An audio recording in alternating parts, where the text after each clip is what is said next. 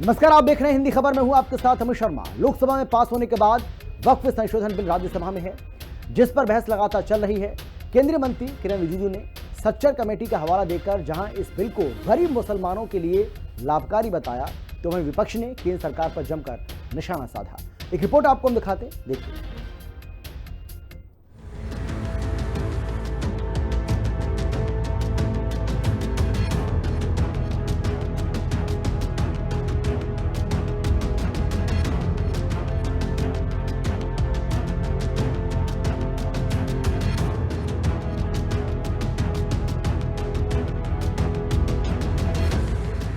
लोकसभा में वक्फ संशोधन विधेयक 2024 पारित होने के बाद केंद्रीय मंत्री किरेन रिजिजू ने बिल को राज्यसभा में पेश किया। इस दौरान किरेन रिजिजू ने सच्चर समिति की रिपोर्ट का हवाला दिया, जिसमें सिफारिश की गई थी कि केंद्रीय वक्फ परिषद और राज्य वक्फ बोर्ड को व्यापक बनाया जाए ताकि उन्हें समावेशी बनाया जा सके। सच्चर कमेटी ने जो कहा, एक तो जो वक्फ बोर्ड है उसको स्ट्रेंथन किया जाना चाहिए और ये पुराना सिस्टम में चल रहा है, डिजिटल होना चाहिए। साथ साथ में सच्चर कमेटी ने कहा कि उस समय 4.9 लाख वक्फ प्रॉपर्टी है इस देश में, आज तो बढ़ गया, उस समय 2006 में, और 4.9 लाख वक्फ प्रॉपर्टी जो रजिस्टर्ड वक्फ प्रॉपर्टी है, उनका टोटल इनकम सिर्फ 163 करोड़ पर एनम था, 160 करोड़। और उसी समय सच्चर कमेटी में यह भी कहा, टिप्पणी भी किया और सुझाव भी दिया, अगर वो 4.9 लाख प्रॉपर्टी को अगर एफिशिएंटली मैनेज करते उस समय का मार्केट रेट से, तो भी 12,000 करोड़ हर साल इनकम जनरेशन होता।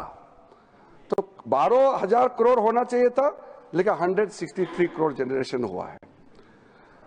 फिर उसके बाद में हम लोगों ने आकलन किया, आज का दिन में 8.72 लाख जो प्रॉपर्टी है इतना बढ़ गया, उसका तो हम हिसाब भी नहीं लगा सकते।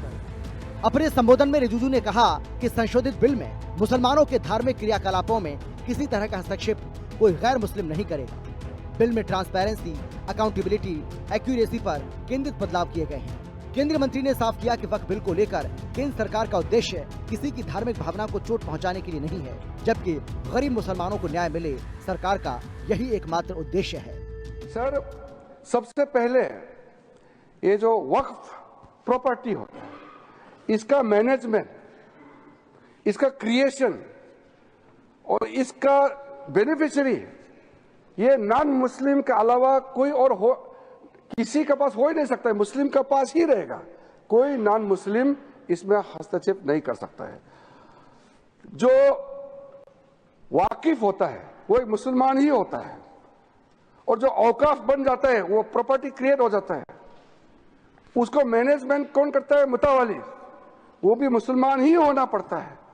और किसके लिए वक्फ क्रिएट करता है? 3 पर्पस के लिए, धार्मिक रिलीजियस पर्पस, अच्छा काम के लिए, पायस, भगवान के नाम में, अल्लाह के नाम में, और चैरिटेबल, भला के लिए, बच्चों के लिए, महिलाओं के लिए, गरीबों के लिए, तो वो मुस्लिम ही होगा।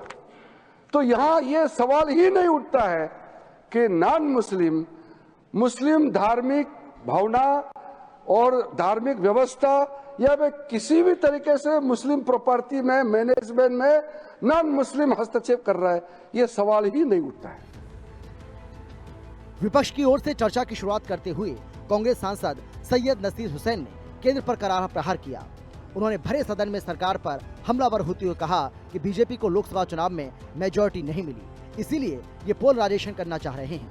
कांग्रेस सांसद सैयद नसीर के आरोपों के बीच गृह मंत्री अमित शाह खड़े हो गए।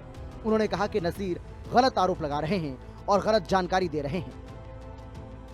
आज 2013 के बाद सर 2014 में ये लोग सरकार में आ गए, 2014 से 2024 तक इनको समझ में नहीं आया कि ये ड्रैकोनियन लॉ है, इनको ये समझ में नहीं आया कि कम्युनिटी को अपीस करने के लिए लाया गया है। 2024 में फिर ये बिल इनको 2024 में इनको याद आ गया, वक्फ बोर्ड ड्रैकोनियन लॉ है, कम्युनिटी को अपील कर रहे हैं। 2024 में याद आया। क्यों 2024 में याद आया? 10 साल क्यों आपको याद नहीं आया? 2024 में इसलिए याद आया क्योंकि 400 का नारा इनको दिए थे, 240 में निपट गए थे। इनको बिल्कुल मेजॉरिटी नहीं मिली थी।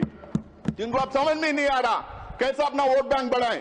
इनको यह समझ में नहीं आ रहा कौन सा मुद्दा उछालें, तो इन्होंने वक्फ बोर्ड को लेके आया, इस एक्ट को लेके आके कम्युनल पोलराइजेशन करने का काम कर रहे हैं। आप कह रहे हैं कि हम अपील कर रहे हैं, आप पोलराइज करना चाह रहे हैं। मान्यवर, मैं सदस्य को बीच में टोकना नहीं चाहता। शायद वो भोले भाव से गलत इंफॉर्मेशन सदन के सामने रख रहे हैं, तो मैं थोड़ा करेक्ट करना चाहता हूँ। मान्यवर, please chair has given time. क्या कह रहे हैं आप रमेश जी? क्या कह रहे हैं? मैं मान्यवर प्लीज मान्यवर, बोलो।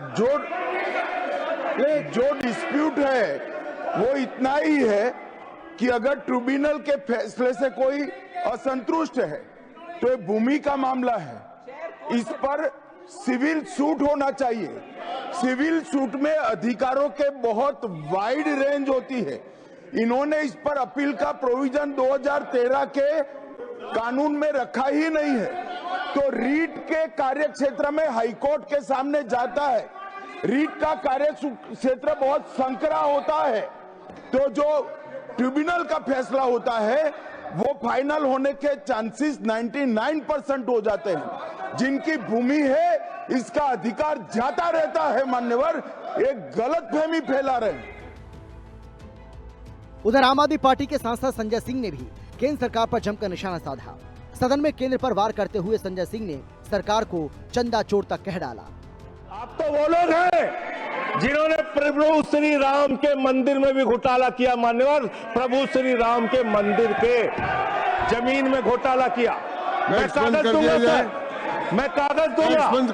ये लोग राम मंदिर में घोटाला करने वाले लोग हैं।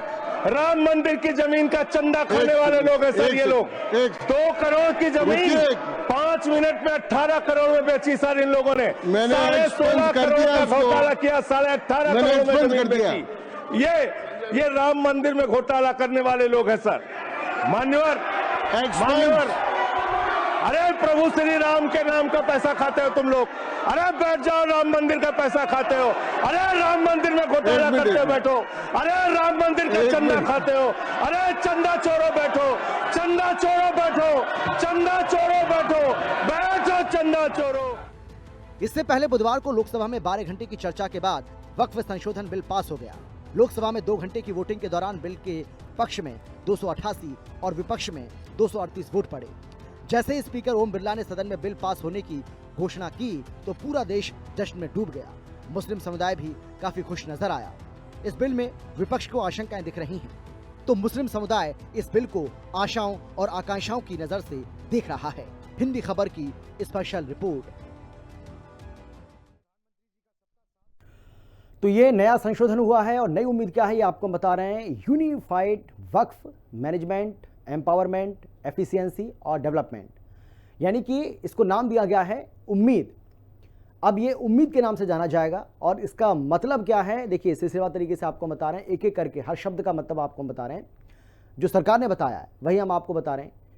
यू से यूनिफाइड वक्फ, एम से मैनेजमेंट, ई से एम्पावरमेंट, ई से एफिशिएंसी और डी से डेवलपमेंट। तो पहली परीक्षा पास, लेकिन मुस्लिमों को इससे बहुत ज़्यादा आस है और इसीलिए इसका नाम रखा गया है उम्मीद। अब ये नया वक्फ संशोधन बिल जो है वो उम्मीद के नाम से जाना जाएगा, क्योंकि यू से मतलब यूनिफाइड वक्फ, एम से मैनेजमेंट, ई से एम्पावरमेंट, ई से एफिशिएंसी और डी से डेवलपमेंट। तो चलिए अब हम आपको बताते हैं किस तरीके से क्योंकि सरकार की ओर से कहा जा रहा है कि भाई झूठा हवाला दिया जा रहा है और अफवाह फैलाई जा रही है।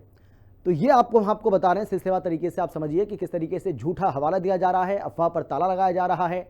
अफवाह यह है कि मस्जिदें छिनेंगी, वक्फ में गैर मुस्लिम सरकार का दखल बढ़ जाएगा और मुस्लिमों के जो अधिकार हैं वो छिन जाएंगे, धार्मिक अधिकारों में दखल होगा। लेकिन सच ये है कि भाई ये बिल्कुल झूठा है, इसमें कोई सच्चाई नहीं है, कोई दखल इसमें नहीं होगा। दखल वाली जो बात है वो सरासर झूठ है। इसमें कोई दखल नहीं रहने वाला है किसी का भी, ना सरकार का रहेगा और ना ही जिस तरीके से कहा जा रहा है कि भाई आप डीएम को पावर दे रहे हैं, डीएम को आप एम्पावर कर रहे हैं। तो सरकार का ये दावा है कि भाई इससे मुसलमानों को किसी तरह की कोई दिक्कत नहीं होने वाली है।